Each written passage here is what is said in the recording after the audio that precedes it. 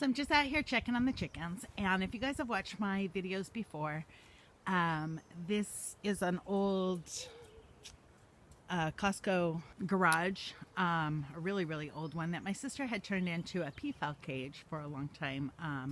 She was raising peafowl back in the day, hopes to get back and do it again someday soon.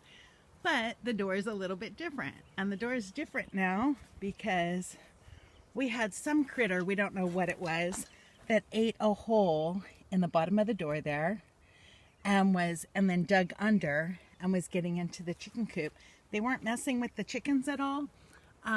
They were just getting in there and eating the food. But it was pretty big. It was, I want to say, about 5 inches round where they were getting in at. So we're figuring it was a big critter, but they never messed with the chickens, which is good. And so my fix was I just cut up some old plywood that we had and put them across the bottom, and then put another piece of plywood here because it's a really old door that's starting to fall apart. It needs to be replaced, but just don't have the time yet.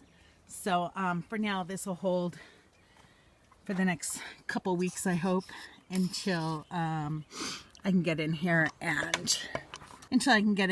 and do a better fix on it. But just came out to check on their food and water. Their food is good. And as you can see, these ladies are getting really big. I'd love to turn them loose here and let them forage all around here. But to do that, I gotta lock up the brat.